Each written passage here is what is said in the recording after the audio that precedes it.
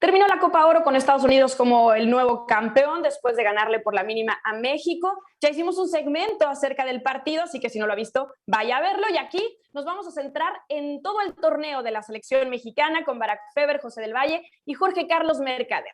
Primero vamos a revisar cómo le fue desde la fase de grupos, arrancando ese partido frente a Trinidad y Tobago, que no pudo ganar y que, bueno, terminó complicando un poco en ese momento para la selección el pase a cuartos, pero después terminó venciendo a Guatemala 3-0, aunque por momentos sufrió. El Salvador, que le jugó del tú por tú, sobre todo al segundo tiempo, mostrando pues avance para los salvadoreños. Le ganó a Honduras, una Honduras muy mermada, después a Canadá en un partido complicado y termina perdiendo contra Estados Unidos en tiempos extra. Si tuvieras que calificar del 1 al 10, independientemente de que haya llegado a la final, Jorge, ¿cuánto le pondrías a esta selección mexicana? Pili, fuerte abrazo. 5, reprobatorio. La palabra fracaso tiene que aparecer, a pesar de que esa le cueste a muchos mencionarla. Es la realidad, se tenía que ganar el torneo por las circunstancias. Y ahora que hacías el repaso del calendario de la selección mexicana, Guatemala, que era una selección que estaba de vacaciones rascándose la panza, le tienen que avisar por un problema de COVID que una selección no va y tienen que ser ellos los que se presenten. Se le gana 3-0. Bien. Y luego contra Honduras, otro conjunto que tenía demasiadas bajas entre lesionados y contagios por COVID, el tricolor cumple. Fuera de eso, todos los compromisos la selección mexicana sufrió. Todos. Y contra Canadá, que es donde cae el primer gol que recibe la selección mexicana, seamos honestos, el tricolor contó con demasiada suerte en sector defensivo.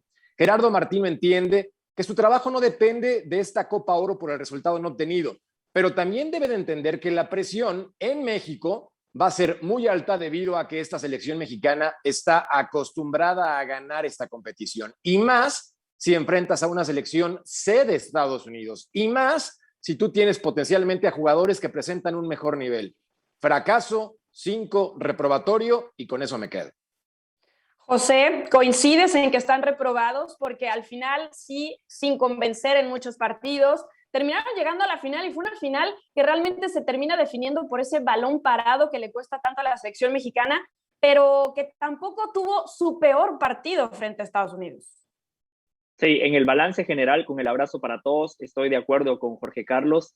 La calificación tiene que ser reprobatoria, perdón. A ver, México, bien lo dijo Jorge Carlos, contra una selección de Guatemala improvisada, ganó. Ese fue el único partido donde realmente mereció hasta ganar por más, porque el guardameta Hagen fue figura, sacando 3, 4, 5 pelotas de gol, además de los 3 goles que marcó México. A Trinidad y Tobago no le pudieron ganar. Entiendo también que el equipo se vio condicionado luego de esa seria lesión que sufrió el Chucky Lozano, que a la postre termina siendo una baja importante para el esquema del Tata Martino. Contra El Salvador, 55 minutos muy buenos y después el equipo se vino abajo. El Salvador en esos 30 minutos finales hizo méritos para empatar. El común denominador fue la falta de contundencia. A esta selección mexicana le falta gol, pero también por momentos le hace falta futbolistas que aparezcan por sorpresa, porque cuando juega con un 9, los rivales contrarios de alguna manera terminan haciéndole doble marca, en este caso a Funes Mori. ¿Dónde están los demás? Tecatito Corona, que hace 2 años fue el mejor futbolista de la liga portuguesa, que pinta para ser un refuerzo de lujo en alguna liga más competitiva. Fue un torneo vergonzoso para el Tecatito Corona.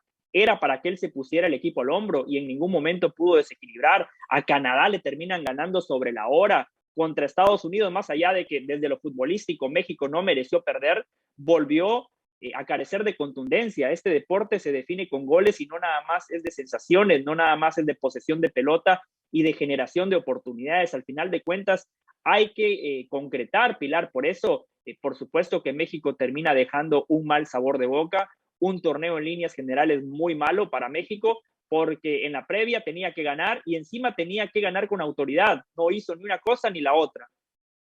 Y es una selección, Barack, que lleva más de un mes juntos, que saben a lo que juegan, que saben lo que el técnico quiere de ellos, pero si tomáramos en cuenta que la final y ser campeón es sacarte el 10, ¿tú también lo repruebas? Es que difícilmente habría que ver la final, obviamente, ¿no? Esa hipotética final en un universo paralelo que México sí gana, tampoco necesariamente es de 10, ¿no? 10 tendría que ser algo, vamos a ver, Italia en la Eurocopa no pudo tener un 10 desde mi punto de vista porque esa semifinal contra España fue muy mala. O sea, un 10, por más objetivo que sea, no, esa selección de fútbol Redondea, yo creo que Barak, llegó antes de la redondea. final. Antes de la final, tomando en cuenta todo lo que dicen Jorge y José, ráfagas de buen fútbol contra Honduras el primer tiempo, sobre todo. Contra El Salvador, un muy buen partido en general en el primer tiempo por parte de la selección mexicana. Pero quizás a la final habría llegado con un 7.5, ¿no? Siendo generosos, y ya esa final podría haber subido a 8 o dejado en un 5 que yo coincido. Yo sí tengo que coincidir, porque al final fue el examen, ¿no? Todo lo previo, todas las calificaciones parciales que pudo haber ido acumulando la selección mexicana, altas y bajas, el porcentaje de peso en la calificación final de este examen me parece que la hace reprobar, ¿no? A final de cuentas, México tampoco venía siendo demasiado brillante en los partidos previos, y sobre todo el contexto, porque México da la sensación de que no ha crecido, de que no fue un partido puntual, porque sí es cierto, este partido no lo juega peor que el rival. En una lectura general del partido, Estados Unidos fue peor que México, a pesar de haber metido un gol que México no metió, y obviamente eso es la gran diferencia y no hay quien pueda debatirlo. Pero la selección mexicana han pasado los años y la sensación es esa, que no crece. Si no hay un retroceso, tampoco hay una evolución. Y lo digo porque hace 2009, hace 12 años, México jugó una final de Copa Oro contra una selección de Estados Unidos más o menos similar. Estados Unidos, recordemos, estaba brillando o había brillado una semana antes en la Copa Confederaciones, había vencido a España, había jugado la final de la Copa Confederaciones y mandó a un equipo pues muy similar a este, ¿no? En su tiempo, en 2012. ¿Cómo ha crecido el fútbol estadounidense? Hay que decirlo, ¿no? Que ahora le alcanza para tener a jugadores que obviamente no son parte de una selección A y probablemente tampoco lo serían de una selección B, y que ahora gracias a esto sí que serán tomados en cuenta, por lo menos para ser B y no C, pero mientras el resto de selecciones, más o menos, unas mucho como Estados Unidos, otras muy poquito, pero sí se ve un avance. En México, la sensación es que más allá de este partido, estamos como estábamos hace 5, y hace 10, y hace 15, y hace 20 años. Ahora vayamos a ese tema, Jorge, porque entonces tal vez no es tanto por demérito de México, sino por el mérito de los rivales que siempre han visto cómo llegar al nivel de la selección mexicana en esta zona. Es una combinación de factores, Pili, porque México tiene que enfrentarse a selecciones que le exijan, y cuando eso ocurre, generalmente el tricolor juega mejor. Presenta un fútbol espectacular contra Brasil o contra Italia o contra Inglaterra, independientemente de la instancia, el torneo, si es un partido amistoso. Sí creo yo que el tricolor necesita un conjunto que le exija para que le haga crecer. Del otro lado, El Salvador se basa con México y Estados Unidos. Guatemala, Honduras, Canadá toman como referencia a Estados Unidos, y para ellos es el partido a ganar. Entonces, claro, cuando el nivel competitivo no era tan alto, pues exigen con México. Al tricolor le falta lo que estaba haciendo en los últimos 2 años: partidos en gira internacional contra rivales que realmente sean de peso, y no siempre contra las mismas selecciones que ya conoces, que te exigen poco o nada y que simplemente sirven para poder llenar los bolsillos de los directivos mexicanos y también de los federativos en Estados Unidos.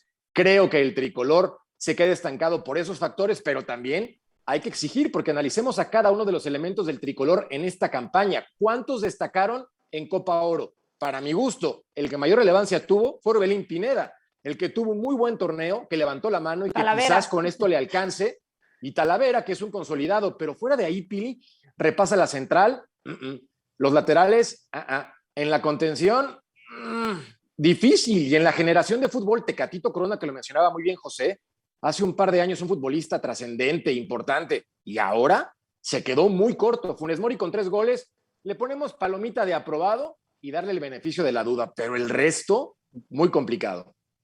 Ahora, José, estos van a ser sus rivales, quiera o no quiera la selección mexicana, porque la CONCACAF ya mandó un mensaje muy directo de que quieren que la zona se enfrente a la zona. Y si México va a estar desmotivado cada vez que se enfrente a todos estos rivales, incluidas ahora las eliminatorias que arrancan en septiembre, pues estamos en serios problemas, porque vamos a seguir viendo un nivel paupérrimo de fútbol.